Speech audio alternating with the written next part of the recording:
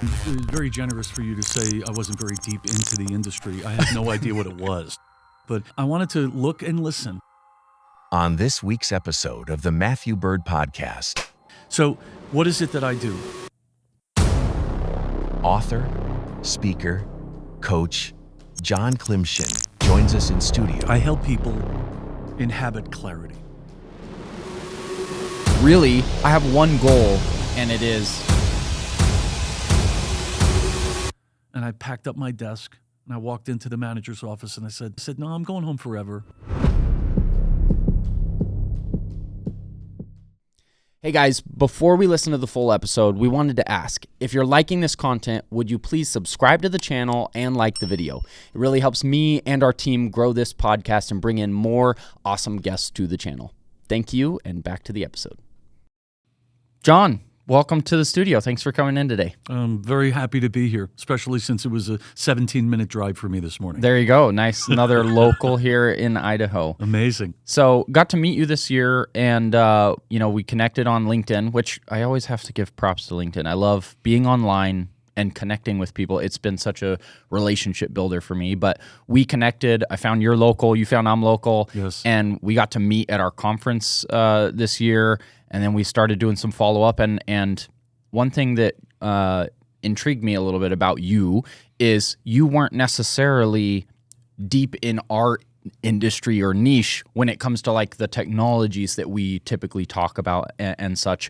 However, you are a business coach, an author, you work on leadership and sales, and I love learning and meeting people, sharing some of those insights with our community, because those are important things no matter what industry you're in. Amen to that. And it was very generous for you to say I wasn't very deep into the industry. I had no idea what it was. There you go. I went to 11 different booths at the conference saying, so what is this exactly? And some people were wildly articulate and very clear, and several of them really struggled. And that was a great indicator to me that this is an industry that needs some help expressing where they're headed. Yep. The detail, I've tried to explain the detail to several people based on my background, because I've worked with, there's a company out of St. Louis, Missouri, whose business is to completely rebuild oil refineries. Yep. And I thought they'd be interested in this, especially since some of the booths showed photos of their devices, their technology, assessing and evaluating and measuring oil refineries. So I like big thinking. I like big things. And you were so kind to say, listen, come down. You should really eyeball what's going on here. I'm not sure you used that word. That's more of a New Yorkism from where I grew up. But I wanted to look and listen. And the first hour, I think, told me so much about this industry. Number one, with this level of technology, the humanity that is involved spoke to me very deeply. You had people on stage who were very comfortable speaking with each other. They looked at you with this level of gratitude for bringing all of these people together. And I thought, this is, to me, now that we're post-COVID, right? Because there was post-COVID where we didn't know what to do. And now post-COVID, it's like, I'm really sorry that happened, but we need to get back to work, right? I almost hit the microphone there. The humanity involved in growing any business or industry is great news for me, because to me, it all boils down to the language. If someone understands what RCN stands for, now all of a sudden you have a different conversation. If someone understands what what was it, real world capture, is that accurate? Okay. Having worked with construction companies and a whole bunch of commercial real estate companies where they will either buy buildings and lease them, or lease them out on behalf of the owner, or buy a piece of dirt. We here in the Treasure Valley, we see a lot of dirt for sale, right? They will buy a piece of dirt and they'll turn that into something, kind of like what's going on just a couple of miles from us, sitting here over on the 84 and 10 mile, right? When I came here 5 years ago, that was all empty space. And now it's this thriving business arena. So to get back to what we were talking about, there's an internal language in this industry that I've endeavored to learn. And what I have found is that the language of leadership and the language of connection, it crosses all borders of any kind of industry. Yeah. I've been self-employed for years, and in those years, I've worked with a lot of different industries. Yeah. Everything from hospitality to commercial real estate. But this fascinates me for a couple of reasons. Number one, in all of the years that I've been in the business world, a month does not go by where I don't learn of some new business or industry or both.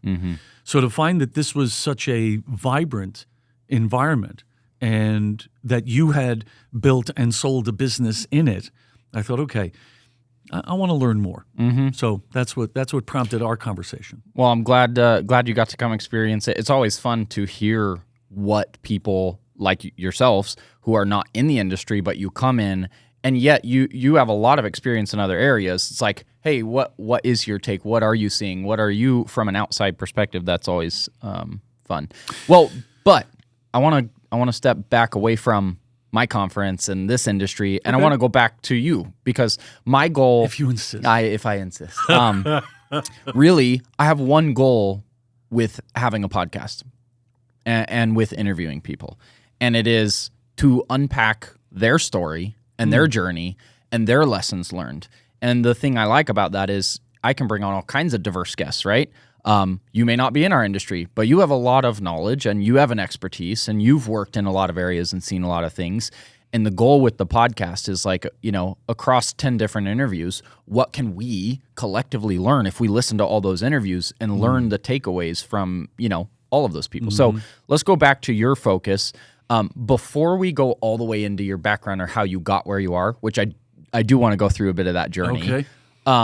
Hope I can remember it all. It could be bullet points, but first give the 30 seconds so people understand what you do now. Like, who are you? What do you do? Then we'll go back to the journey a little bit. All right. Well, I'll give you two different kind of doors to open, and we can walk through the wings of the building that way.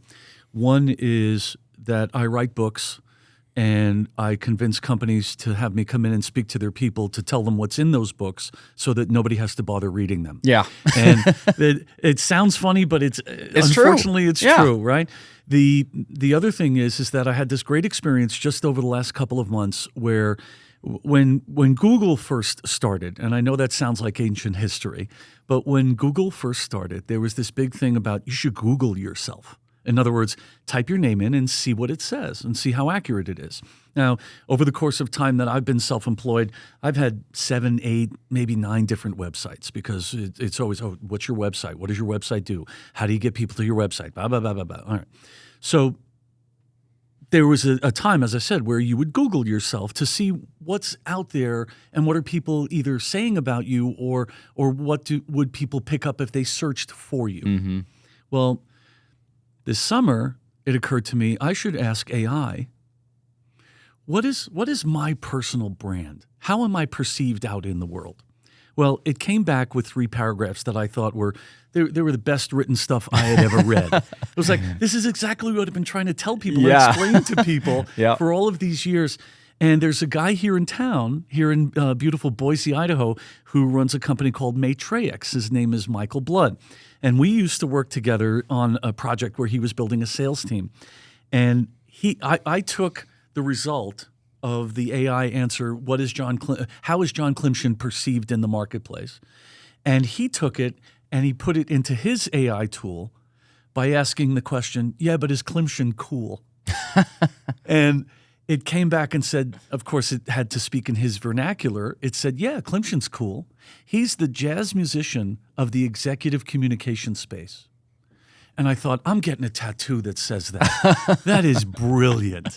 Because as a musician, as a performer, as a writer, the thing I'm most passionate about and I love the most is listening. And I think that's part of the reason that you and I connected, not only when we connected on LinkedIn because we couldn't hear each other, but I don't know if you remember, I left you a couple of voice messages on LinkedIn so you could kind of get familiar with my cadence and how I sound and what I say. And then we shook hands at the conference. And then we spent 30 minutes here a couple of weeks ago and it was like, all right, we got to do this and we got to do that.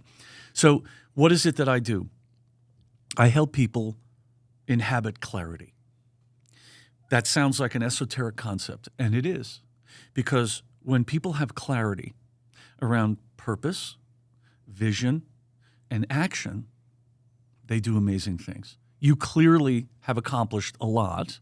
All of the branding that we see everywhere, the amount of people that showed up at the Morrison Center at Boise State University, this is no small feat. You certainly didn't do it alone. However, what you've been effective at doing is that you were very clear in what the vision was, and people caught on into that vision. They bought into that vision, and you brought people around you to do things that maybe you were good at, but they might have been better at. And the question is always, what is the best use of your time? I think every person over the age of 30 should twice a year ask themselves the question, how do I want to spend my time?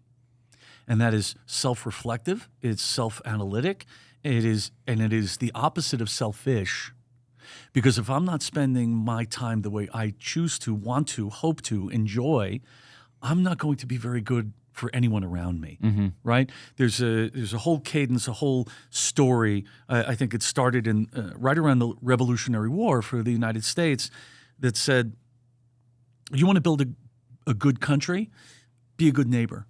Before you can be a good neighbor, you have to be a good person in your home. So let's go through the logic, right? You're a good person in your home, meaning a good leader, a solid leader. You're reliable, you're trustworthy, you have high ethics. That's going to be seen and observed by your neighbors and their children. And that makes the community better. Your community serves the larger county. The county serves the city or the state, and on and on. So being the jazz musician of the executive communication space, what that means to me is that, number one, we musicians we're the best listeners on earth. Whether or not my wife agrees with that, depends on the day. We're the best listeners on earth because we're listening for those things that resonate. We're listening for those things that elevate us. And we just happened on a jazz show here in town this past Friday night. We got there way early. We didn't know it was happening. We bought tickets and we sat there for 2 hours waiting for these guys to show up and to perform.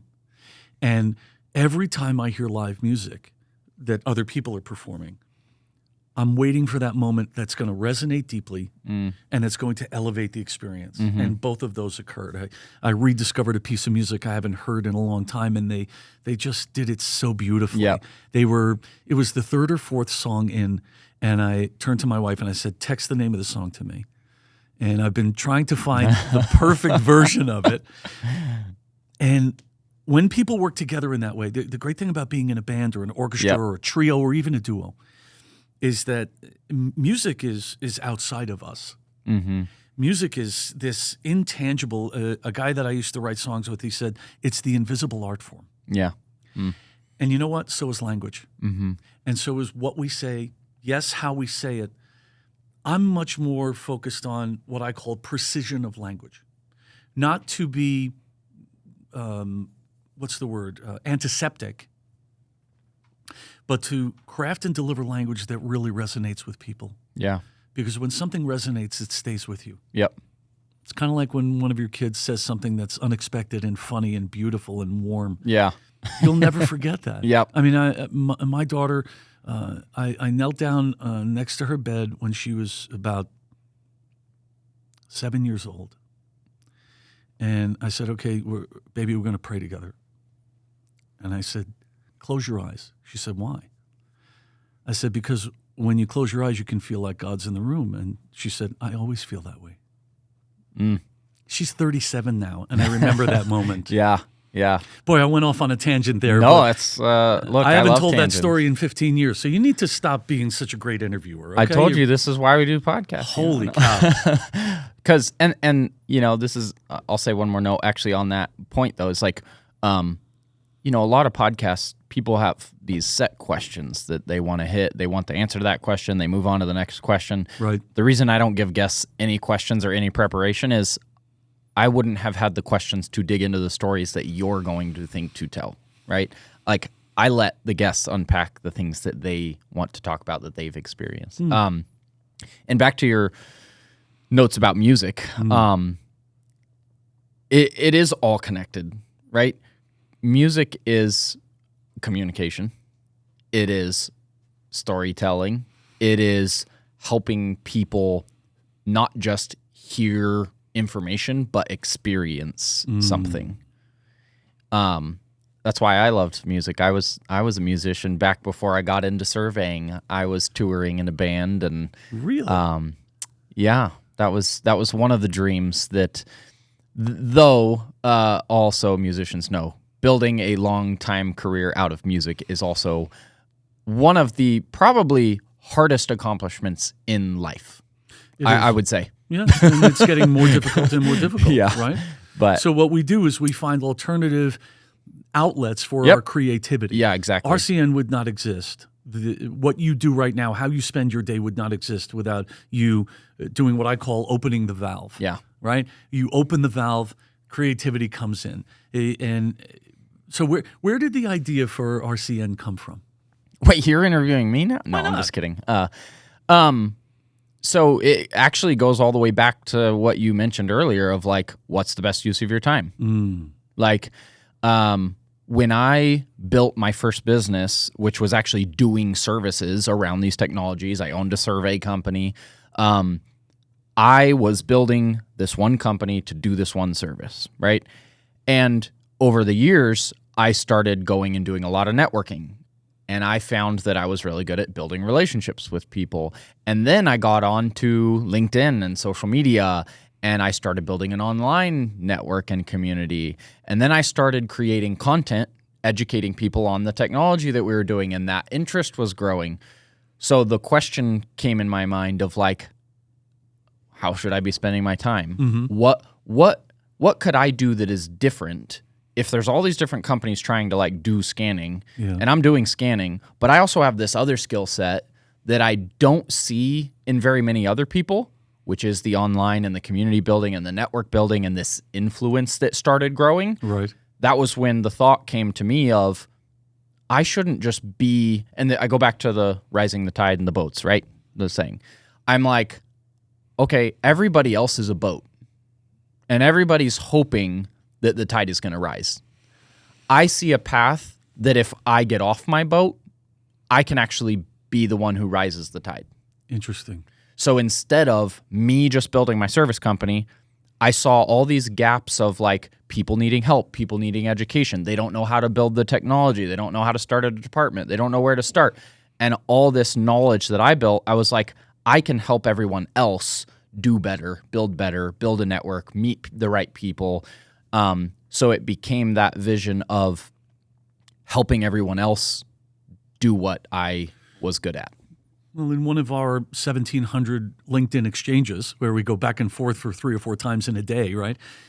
We both landed on the word demystify. You wanted to demystify some things. Yep. To me, the most successful businesses are those that have a purpose that will serve. Yep. I have something that I call the master formula. To me, the master formula is service plus discipline equals creativity.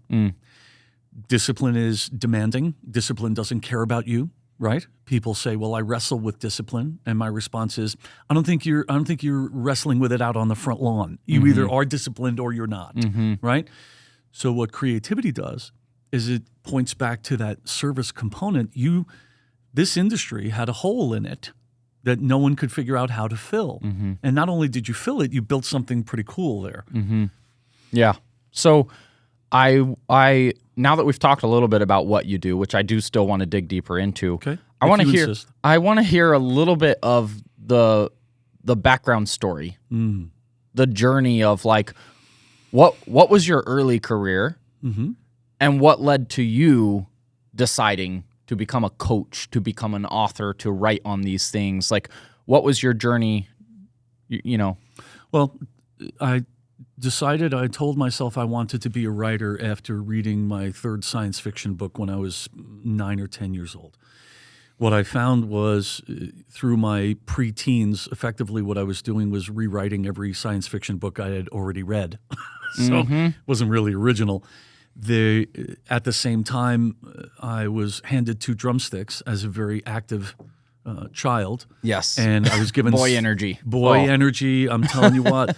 And I was told to do 1, 2, 3, 4, 1, 2, 3, 4 for 20 minutes a day. Well, through no plan or anything, I was soon doing it for 2 hours a day.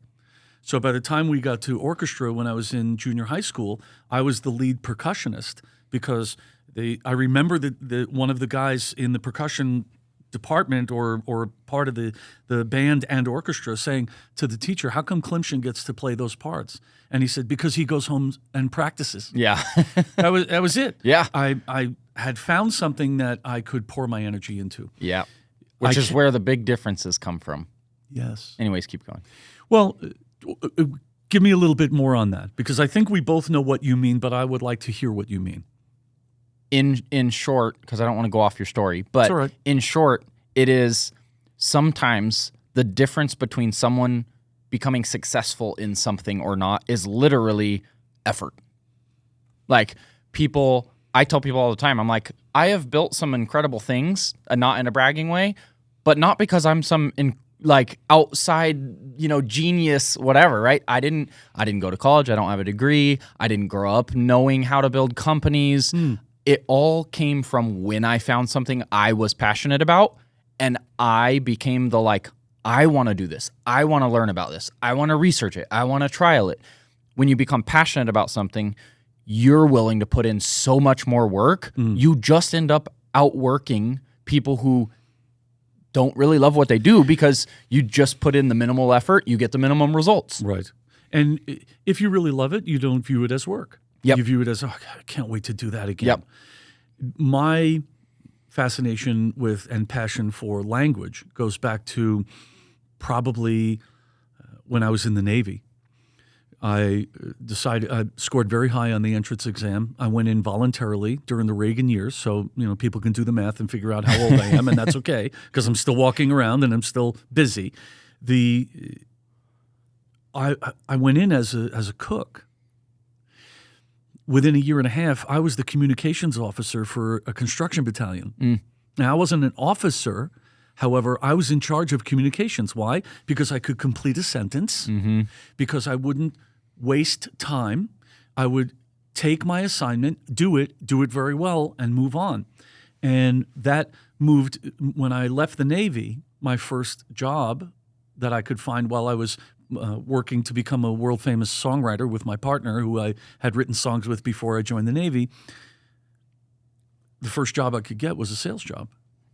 And I constantly heard people around me talking too much, not asking questions that would get anything accomplished. They were trying to get people to do things, and it always felt a little off-kilter to me.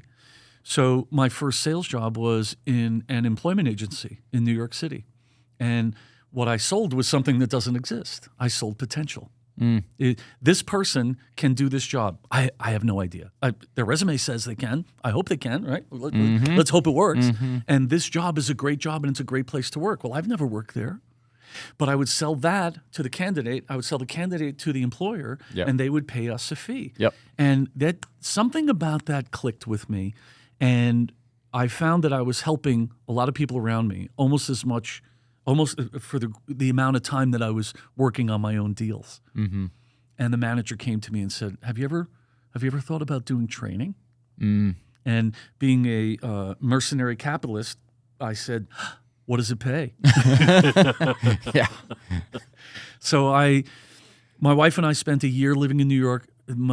She's a Navy brat. She was born in Taiwan. And her blonde hair and green eyes, will prove that to you. Her dad was from Boston. Her mom was from northern Michigan. When we went to California, I was promoted to a manager because I was very good at helping other people close deals. I was also very good at helping other people show up on time, work while they were there, and sometimes go home early and make more money. And over the years, what I found was that I can help people reduce their distractions so that they can generate more revenue and have less stress. And that's a powerful combination. It is. Yeah. Yeah. Which, some of it sounds so basic. Well, the basics never go away. They 1, don't. 2, 3, 4. And most 1, people 2, don't 3, do them, though. Most well, people are not good at the basics. They want the shortcut. They do. They want. Yeah. They want. I've had several frustrating training experiences where companies have hired me to come in and do a half-day seminar, and by near the end of the first hour, everybody is so hot to get the answer that I get frustrated because there's some story here and there's resonance in the story. And there's a reason for the story so that you can frame your thinking, right? Another thing that I work with people on is let's set the frame. Let's put the 4 corners on what it is that you're doing and where you should invest your energy. And invest is a very powerful word. And let's make sure that the things that are outside of that frame, we keep outside of that frame. It's not about ignoring people. It's not about being insensitive. There's something really deep and lasting about knowing where you're headed. So my first sales job and the first 6-7 years that I was in sales, I very quickly got elevated to management. And I always saw it as, I don't want to tell these people what to do. I'm not going to tell them what to say. I'm going to teach them how to think. Because if I can teach them how to think about this, okay, so how do you think we will be able to get these 3 candidates in front of your hiring authority, and how can we get them to commit to following up and giving us feedback so that we can get this done? And that led to executive search, which did not resonate with me. It just didn't feel right. Yeah. And I did something that shocked my wife, kind of shocked me. It was 2:00 in the afternoon on a Wednesday, and I packed up my desk and I walked into the manager's office and I said, I'm going home.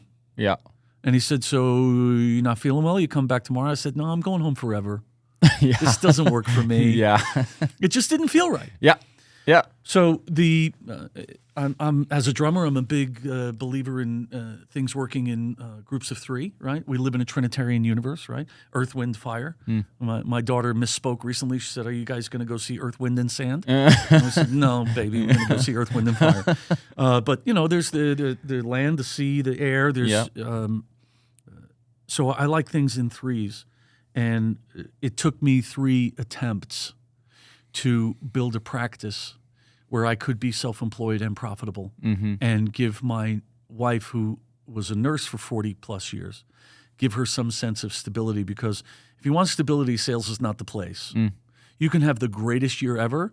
You better prepare for next year not being so great. Yeah. It's the rule of law. Yeah. Right? So what are you more interested in? Consistency or wild spikes? Yeah. And that led, prior to me becoming self-employed, one of the pivotal roles for me was building a sales team, North American sales team, for a company that made something that sounds archaic today. It's called a computer peripheral. I don't even think most people know what that is anymore.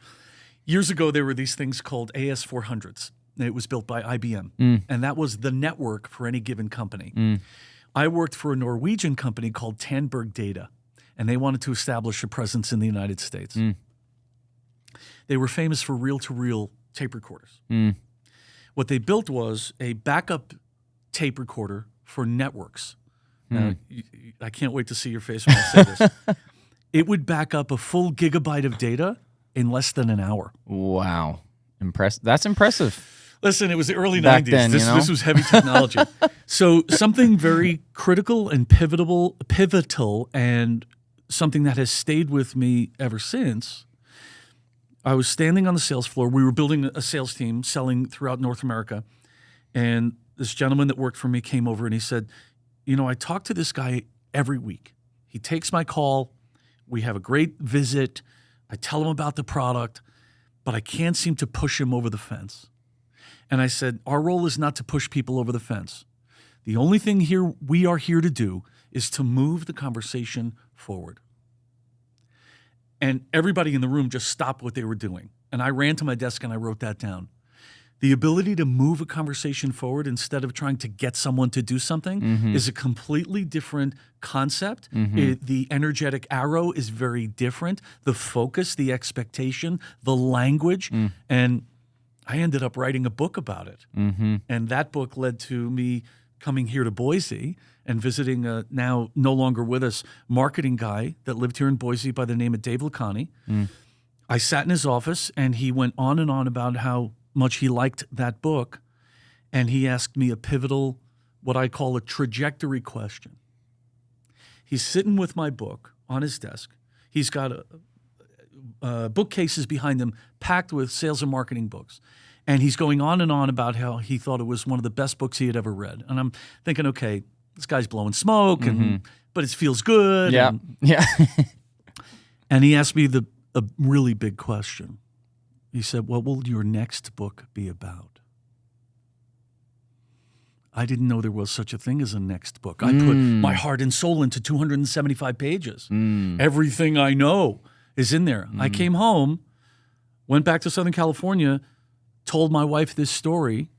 She said, how would you imagine that everything you know is in those pages? Yeah. So he introduced me to one of the biggest publishers on earth, which is John Wiley and Sons.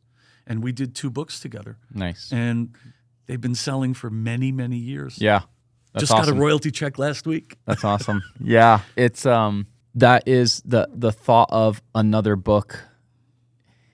It's funny because what I've learned or felt like once you do something new and you find it to be, you enjoy it, it gives value to people, you just have to do it again. Like when I started my first business, I never knew I was going to be a business owner or an entrepreneur, it just kind of organically happened because I got so excited about the thing that I jumped and did it.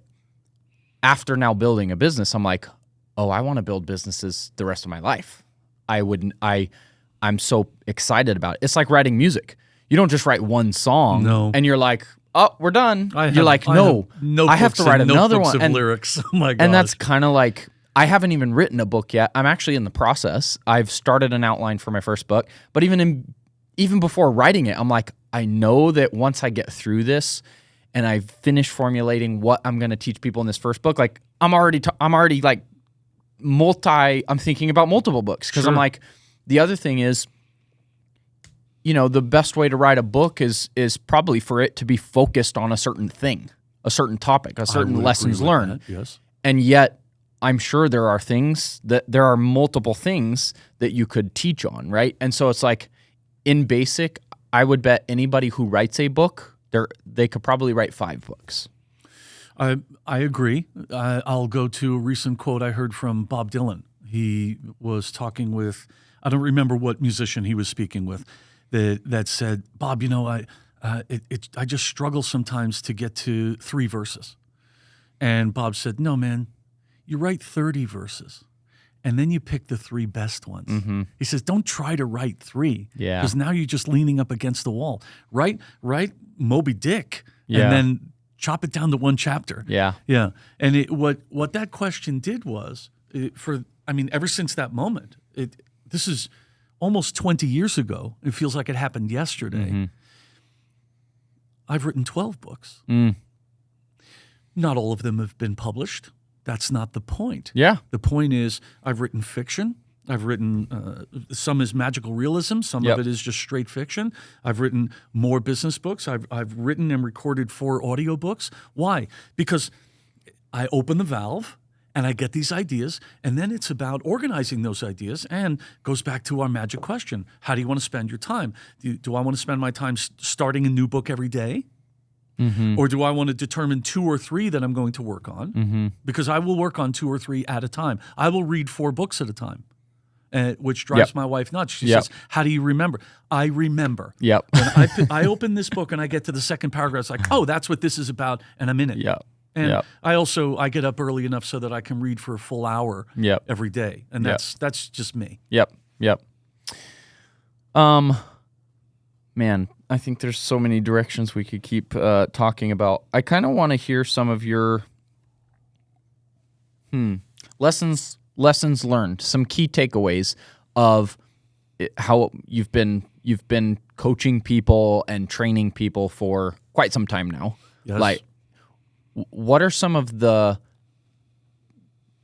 key struggles that you see consistently with companies or leaders when it comes to leadership and sales? Well, you said the magic word, consistent. Regardless of the industry I've worked in, everything from I had a 1-year journey with a restaurant company out of Chicago, very high end, very exclusive, very expensive. Their owner and founder is running a $100 million a year company. He's got 1,400 employees. His greatest challenge is being consistent. I don't feel like doing this today. I don't feel like being in the office today, but I expect everybody else to be. That's kind of tough, right? What people look for and what people want to follow is a consistent vision, a consistent message, a consistent personality. And the lessons I've learned is it all starts with how you articulate what you want to accomplish. And the more simply you can articulate it, the better. Einstein said, genius is found in simplicity. You said, well, I never intended to build a business. You intended to fill a hole. You intended to, think about it, I want to build a community. Wow. There's 1,700 moving parts that come with that, right? But all of them feed it. I mean, when I came in here this morning, I joked with one of your folks. I said, I love the branding. You can't come into this facility without being reminded, you're at RCN. RCN is here for this industry. RCN is where everyone gathers. And people are hungry for connection. Yeah. We all are hungry for connection. I think one of the worst fallouts of COVID is people becoming accustomed to working alone. I just don't think that's healthy. Now, when I write, I'm alone. Oh, sure. I'm not lonely. Yeah. People that complain that writing is lonely, maybe it's not for you. Yeah. It's very true. Have you... Actually, I'm curious to get your thought on this. I know you've worked with some large companies, but I assume some small or individuals or Sure. What are your thoughts around is entrepreneurship or business ownership for everybody? Absolutely not. More. I just want to hear your thoughts around it. All right. It's not for megalomaniacs. Well, I spent 2.5 years as a volunteer mentor with the NYU Business Incubator system. Now, that probably should have been a red flag that it was a system, right? What they did was they took the concept of our friends down here on the corner of Myrtle and I think it's 8th, the WeWork kind of environment where they say, well, we'll provide advisory and we'll do this and we'll do that and you just rent the space and your business will flourish. I'm sorry, most don't. Yeah. Because the number one, the vision is not there. Make sure I get that clear. Number one, the vision is not there because, we'll pivot. Sorry, by the third time you pivot, you don't have any idea what you're doing anymore. Yeah. In that system, what I did was I came in and I wanted to help them clarify the language, be just outright mercenary with what is it that the company will do. Explain it to me in less than 3 sentences. When someone wants to be involved in every aspect of what the business is doing, you're not accomplishing anything. You're chasing, and that's not. There's no drive behind that, and there's also no draw. We were talking earlier about people want something to follow and to participate in and to contribute to. Yeah. So, is entrepreneurship for everybody? I'll tell you what, it's not for me. I tried it a couple of times. I'm not wired that way, and here's why. In one of my books, I share the concept that you will never find someone to work for you who will work like you. Yep. Now, you know that Yep. because you've got a bunch of humans running around here doing things that you probably could do, but you may not be the best person to do it, right? Yeah. So, no, entrepreneurship is not for everyone. Yeah. Neither is self-employment. Yeah. Self-employment is a whole different Sisyphus experience, right? I tell my wife every day, all right, I'm going in the office to push the boulder up the hill. Yeah. We've had a practice for many years. We've had national and international and local clients. However, if I don't go into it with the sense that this is going to test the strength of my lower back, then I'm probably not the right person to be self-employed. Yep. And oddly enough, that's my psychosis that I still need that. Yeah. No, I just love hearing people's feedback, especially, the seat you've been in where you're coaching leaders and you're working with business owners and, executives. And because I also think today people look at that as the path to success is, it's all over social media. Everyone, quit your job, get rich, and buy a Lamborghini. And it's like, no, that's not real life. It's not real life. And here's the thing: the many founders are not meant to be CEOs. Mm-hmm. Yep. And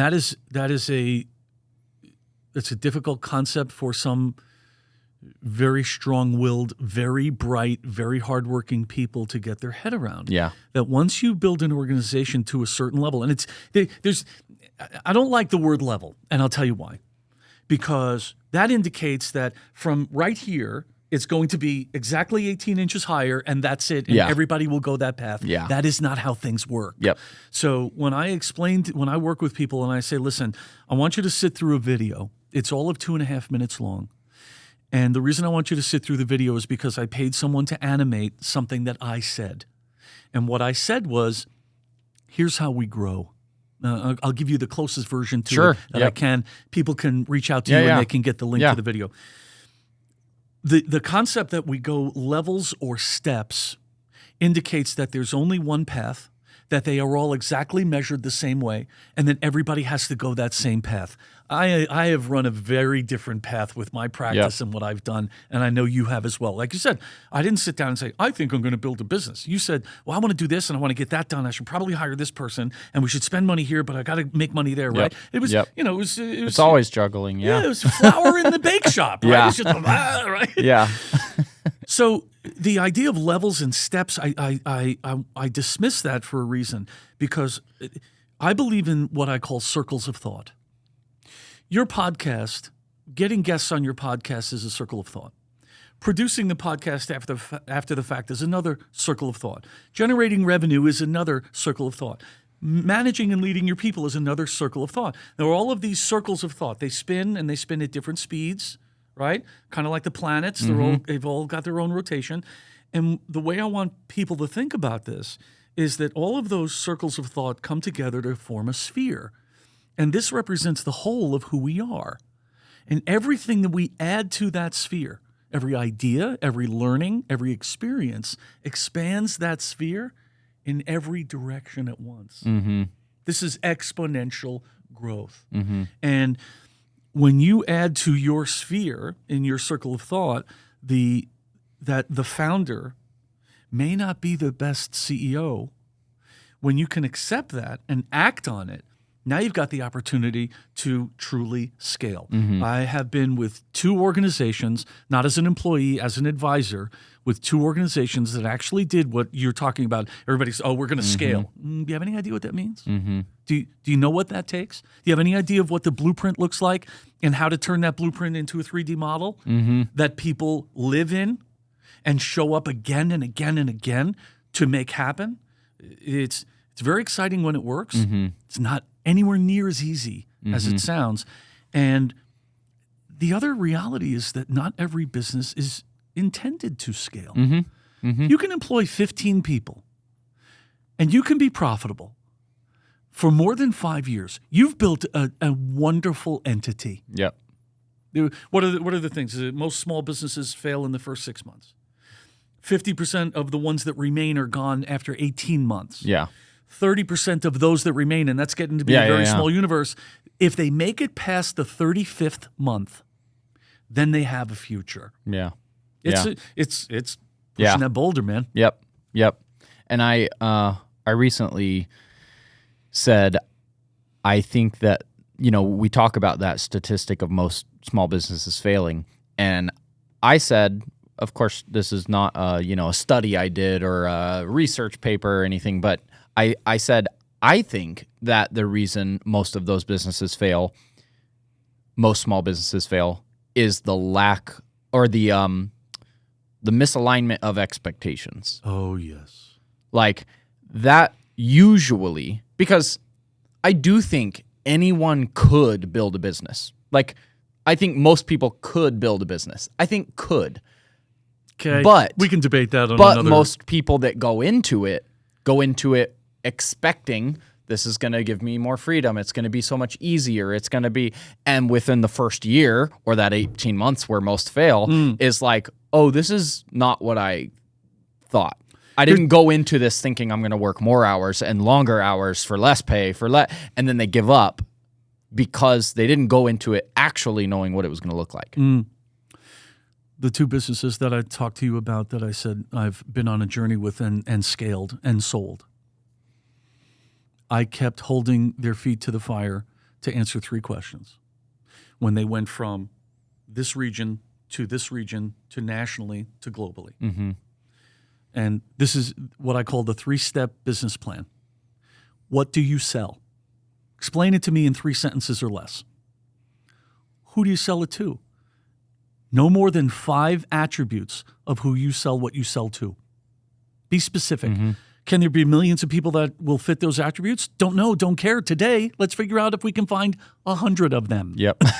that will pay you. Yeah. What do you sell? Who do you sell it to? Why should they buy it from you? Mm-hmm. What makes you so terminally special that says they're going to buy what you offer from you? You and I have a couple of things in common. Number 1, no college degree. I've written 12 books, 2 of which were published by one of the biggest publishers on earth. They didn't ask me for my English degree. No. Mm-mm. No. Yeah. They asked me if I could complete a sentence. Yes. And after that, can you complete 10,000 sentences? Yeah. Yes, I can. Just give me, all you have to do is give me the time. Yeah. Right? I've written 2 books by going into recording studios with an outline and just extemporaneously and then cut and cut and cut. Yeah. Right? Because somewhere in there is that gem. Yeah. So when I was mentoring the businesses, only just a sad number of which actually made it out of the NYU incubator system. Nothing against the incubator system. It's like being a quarterback in the NFL. It's a very small universe of humans that are going to make that. Yeah. Right? Yeah. And it was my criteria for who I would mentor. I wanted them to come to me with something that, when upon me understanding it, I would think it was a beautiful idea. Oh, no, it was a great idea, beautifully realized, that could be sold at a profit. Mm-hmm. Because these cats that say to me, well, we're going to give it away for a year. Why would anyone start to pay you then? Yeah. Yeah. They're used to free. Going to do a 90-day trial. How are you going to pay for that? Yeah. How are you going to pay your employees? Yeah. Right? I don't know where I picked it up, but it's been a consistent thread through me working in the staffing world, me working in technology, me working in nutrition and vitamins. It was, okay, you're a salesperson, you're reporting to me. I was a general sales manager for a mobile company in Southern California, had 70 salespeople, had 5 managers, and salespeople would say, can we give a discount? Can we give a discount? And I would say, great. That discount percentage comes out of your commission. Mm-hmm. Let's not do a discount. No. How about that? In fact, let's add more. No. Yeah. Actually, I think I can upgrade them. Upsell. Yeah. And I said, now that you think you can, you probably will, and you will more often. And guess what? You won't be here on the last day of the calendar month saying, oh, I hope I can make my number. Here's the thing. Last day of the month shows up with great notice. It is not a surprise. Yep. Right? Yep. It's like when we were younger and I would come home from work before I was self-employed, and I would say to my wife, so what's for dinner? And say, dinner? As if it had never occurred before, Yeah, no, it's not that surprising. I guess we're pop the kids in the car. I guess we're going out. There are realities of life. If we can find humor in those realities of life and we can invest our energy in them, then guess what? We have an opportunity to do something great. Mm-hmm. And that just feels good. Yeah. That feels good for a long time. Mm-hmm. Mm-hmm. I kind of want to hear a couple tactical things in even what you're talking about with some sales stuff. Okay. What are you were telling a story a minute ago a little bit about like someone couldn't get people over that edge of sale, and you talked a little bit about that's not the goal. It's always moving the conversation forward. But what a great phrase. Yeah, it is. Trademarked All of it is. Not that it means all anything. of it is good. But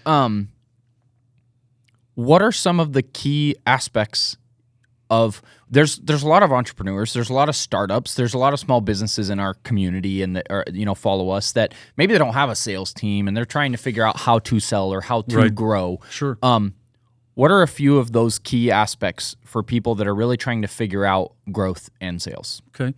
First and foremost, limit what you lay on yourself on a daily basis. Limit yourself to 10 tasks every day. I have this form that I will send to anybody that emails me called 10 Tasks Today, because I found that when I assign myself 17, maybe I get 5 done. When I assign myself 30, maybe I get 4 done.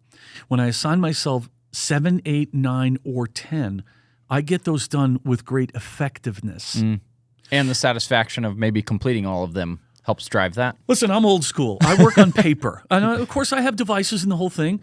I work on paper. And every single day, at the end of my business day, I will write out the plan for the following day in the hope that I'm actually going to show up that day. Right? Yep. Every day's a gift. Yep. I have no idea whether I'm going to make it. Yep. I hope I will, and I expect to, so I take care of myself so I can get there. When I can boil my list down to 10 or less tasks, meaning I control it and I complete it. Very important words there. I control it and I complete it. To give people other assignments, now that's a project. Yeah. So in that project, what tasks belong to me? And there's something very satisfying taking out my blue Sharpie marker and crossing it out, because this works through neuroscience. This works through something very ethereal, which is the mind is told, you got that done. Yeah. That's over. You don't have to pay attention to it anymore. And when you start stacking days of 6, 7, 8 things that you control and complete, you stack them over a 20-day working month, you are so far ahead of, number one, where you expected to be, number two, where your competitor is, because your competitor, we hope, is very easily distracted. And what are salespeople employed for? Close deals, right? I had a commercial real estate client in Miami, the world famous Ernesto Casal. I don't mind name checking him. He says, "Hey man, show space, do deals. Show space, do deals. That's all we do. Show space, do deals." Well, they have documents that are this thick, and they have 17 conversations that have to happen, and they have to drive all over South Florida to get it done. But what does it boil down to? Show space, do deals. Show space, do deals. So salespeople, we have shiny object syndrome. Entrepreneurs have very loud, repetitive shiny object syndrome. Yep. Let's boil it down. Let's get it to its essence, because I've yet to come across anyone who is both efficient and effective in accomplishing more than 10 things in any given business day. Yeah. When you limit it to 10, you immediately become an editor. Well, you know what? I don't have – that's not the thing I need to accomplish tomorrow. That's a this week. That's a this month. So now I'm planting in my future something that is very energetically exciting, which is a compelling future. Can't wait for that date that you and I put on the calendar for us to do a podcast. I've thought about it every single day since we planned it 2 weeks ago. Why? Because it's compelling. Yeah. Because it says you need to show up, man. Yep. Something to look forward to. Exactly. Yep. So 10 tasks today. And I'm a big believer in writing things out. People say, well, can I do it on a tablet? If you must. However, the tablet will not give you a stack in 3 months. Yeah. Where you can go back and say, oh man, I forgot about that. Or look at that week, how hot that week was. What was going on in my mind? What was in my heart? Who was I surrounding myself with?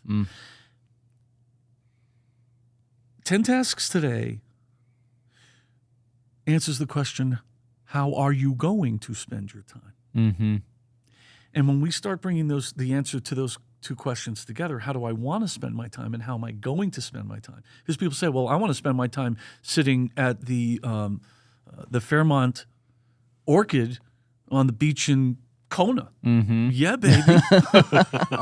I love that place. Yeah. And I'm only name checking it because I want them to send us a free night. Yeah. Well, that's how I want to spend my time, but I've got to earn it. Yeah. I've got to dedicate it. And every time I complete a task, I am back to neuroscience. I'm telling my subconscious, you're capable. Mm-hmm. And if you're capable, then you start feeling competent. And when you operate in a way that is clearly competent, people invest confidence in you. Mm-hmm. And that's a treasure. Mm-hmm. That has high value. Mm-hmm. So I write 3 goals every day. Some of them are short term, some of them are long term, some of them are business, some of them are personal, but only 3 because I love 3. 10 tasks today. No, it's not an odd number. Some of us work 9.5 hours a day. Mm-hmm. And then at the bottom of the sheet is 20 people that you could either text or call today. Who can you, or LinkedIn, some outbound message that is not only about accomplishing what you want to accomplish, but reminding people that you're in their lives. Mm-hmm. Mm-hmm. Yeah, that's a big one. Because, and this comes back to like part of our goal of helping people build awareness, be online, be present, share content of other people is I heard this quote too, the best selling book is not the best written book. Absolutely not. It's the best known. That's exactly People right. can't work with you. People can't buy from you. People can't do anything with you if they don't remember you, don't know you exist. And so the idea of constant engagement, being intentional of connecting with people, messaging people, handwritten cards, notes, letters. Oh, you've heard of those? Yeah. You've seen those? Yeah. Did you get one recently? I did. Yeah. Thank you. Yeah. You sent one. Those are things that I strongly believe in. And it's something we've done some, we've struggled to fulfill it every time. But like we started sending people, gift boxes after they would be on the podcast. We would send them a gift box with some merch stuff in it. And I told my team, I was like, I don't want to just have a templatized printed note. I want to personally handwrite every note that goes in that box. And they're like, we have 30 that we have to send out. Like, are you going to get time to do it? I'm like, I think the personalization of showing that you're putting that effort in, that you care, that you want to connect is what builds that value and that trust. And that when it's automated, it's just a system and it's an AI message, someone didn't write it. Like, you don't get the same level of connection with people. No, I'm reading a biography of Ben Franklin right now, and all of the things that he wrote. Guess what? He wrote them out in longhand, and they're still around. Mm-hmm. Now, are my notes going to be around 200 years from now? I don't know, but if they're still around in 20 weeks, that's a connection that no one else has made with the recipient. I will tell you, people have emailed me photos of handwritten notes I've sent to them that have dates that are 5 and 7 years old. Yeah. Yeah. 5 and 7 years. They say, I've moved twice and this has stayed on my desk. Yeah. Wow. Yep. I don't know if it's because my handwriting looks like a cross between hieroglyphics and code. My daughter pointed out to me when she was in high school, she says, Daddy, do you realize that some of your letters are capitals and some are lowercase, some are in print and some are in script? And I said, yes. And she just was baffled by that. Like I didn't know it. Of course I know it. It is. I actually worked with people that study handwriting. And this woman sat me down and she said, you cannot write fast enough for the way your mind works, which means you need to write things more. And ever since then, I've taken that very much to heart. I have handwritten things every single day. And what it does is it slows that mind down. And it focuses that mind. I type 70 words a minute. Yeah. But I don't write 70 words a Yeah. minute. Very much methodical, thoughtful, slow. Yeah. That's great. I know we're coming up on time here. I want to hit a couple more thoughts real quick as we're wrapping up. Okay. A little bit of your thoughts around culture building in a company. And I know some of it ties into things you've already talked about of vision and some of the leadership, but you've worked with a lot of businesses. What are some of the aspects that you see that create a good, strong company culture, that keep people engaged, that keep talent interested, that attract people, what are those things? First thing is fun. Fun. We spend more time working than we do anything else. Yep. You know what? If it's not fun, people are going to tire of it. Mm-hmm. Everybody has their own perception and idea of what fun is. There's appropriate fun, right? Because it's a business. First and foremost, why is what we're doing fun? Why is your role fun? How do we keep finding ways to engage you? Everybody looks for different things. There are 5 ways that people show up every day that define what their current personal motivation is. One of the things I said when I was working, I told you I worked for 10 years with a company called Indeed. Most people know about Indeed. Most people don't know that Indeed at one point had a global sales force of 3,500 people. Indeed didn't just show up on the internet. Every click on Indeed is paid for by someone. Mm-hmm. And we figured out how to get that working. And I'm sorry, I lost my train of thought. So we were talking about, okay. I was in front of them, their global managers in Orlando. And someone said, so how do I keep my people motivated? And I said, here's the thing. Motivation fades. Inspiration feeds. And I was very excited about that because that's simple language, right? That's precise language. What's motivating you or me to be here today is different from when you and I met 2.5 weeks ago. It's different from when we were at the conference. Am I still the same person? Of course. Do I still have the same desires? Yes. But each day, maybe every 8 or 9 days, what's motivating me personally is going to be different. Some people are motivated by public recognition. Hey, everybody, come in. Let's show you what DJ did today. Other people are motivated by private recognition. Close the door. I just want to tell you something. Just want to let you know how happy we are that you're here. I see what you're doing. Mm-hmm. You say that to someone, they float out of the room. It's a beautiful thing. If it's what's motivating them in that phase of their life or moment. So public recognition, private recognition, some people just like to compete. Maybe they're competing internally, but if you can get them of the mind that they are competing with something, you have an indicator sitting behind you that has a number on it. Mm-hmm. And I asked someone here, what's that number for? That number represents something very important to your organization. It's a reminder. It's not just subtle, it's clear, and that's powerful. Mm-hmm. So some people will say, you know what? That number's not high enough for me. Mm-hmm. That's competition. Mm-hmm. Other people are looking for growth, not necessarily promotion. I like doing this work here at this organization because I get to go home and tell my family about it. Mm-hmm. Yeah. And then finally, the 5th reason is money. Mm-hmm. And I'll tell you where entrepreneurs miss the mark is that they think as long as they're throwing money at people, their people are going to be happy. Mm-hmm. Hey, we all want money. We all want to go have a nice steak or cauliflower, whatever. Yep. It is the 5th on the list of what motivates people. Mm-hmm. I've interviewed thousands of humans from my recruiting days, from the days that I've consulted with companies. I did a podcast for 1.5 years. I think it was probably premature. We'll talk about that later. Mm-hmm. People don't show up because they can't wait to see their paycheck. Mm-hmm.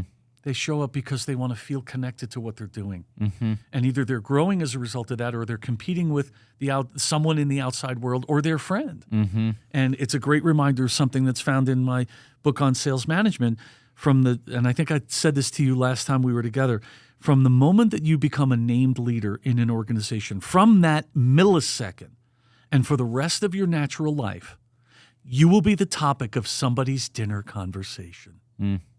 Mm. Mm. Yeah. Those are great. Cool. Those are great points.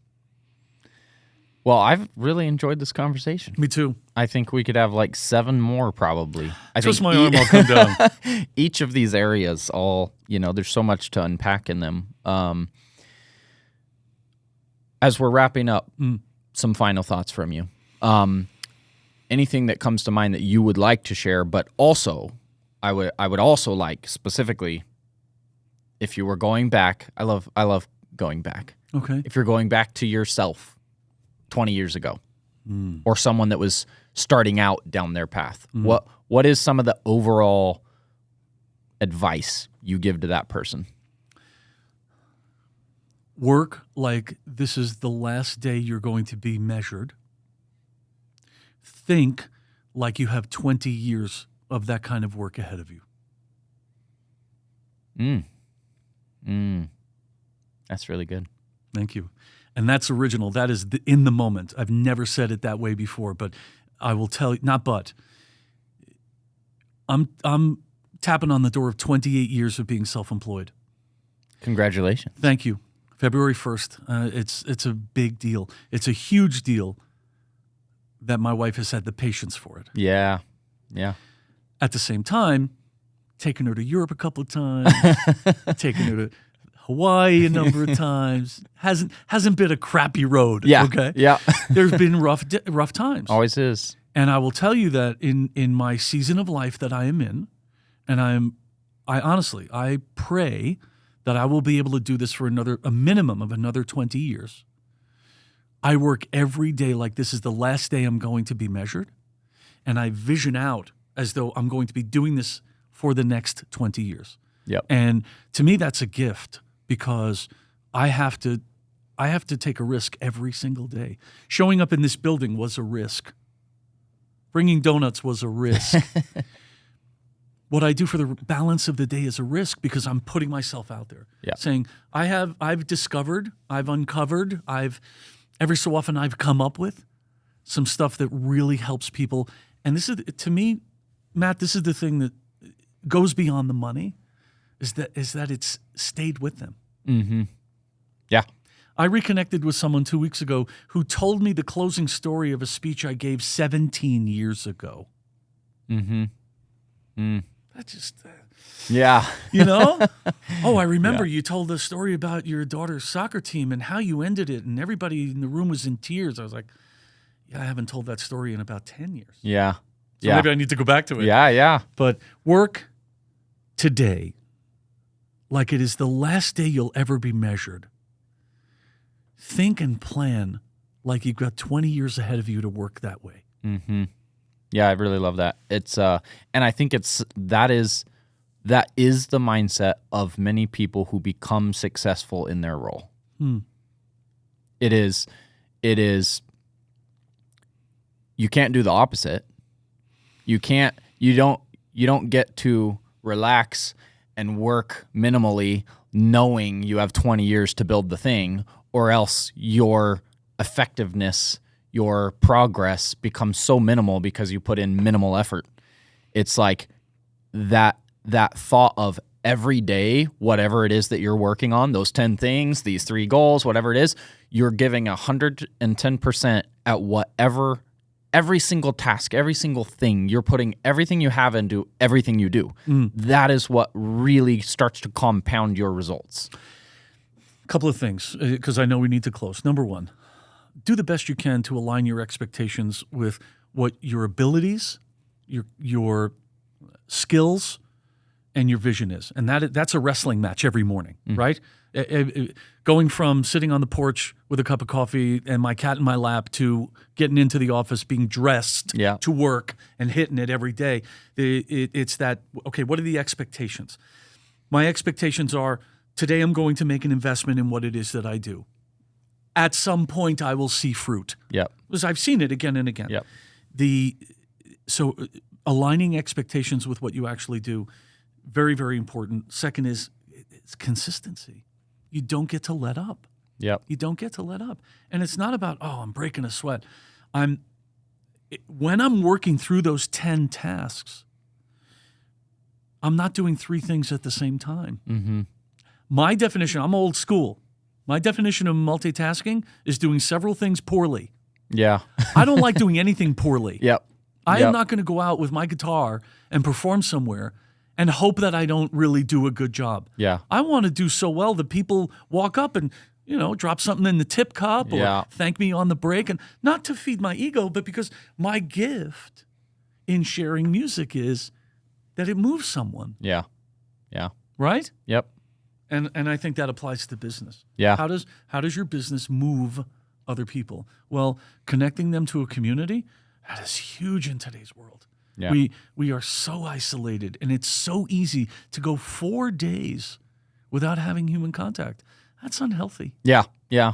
I know we didn't even dig into this at all, but my parting comment would be on that point is like, in today's age with everybody on Zoom calls and AI writings and all this non-personalization, it's driving even more desire for in-person connection.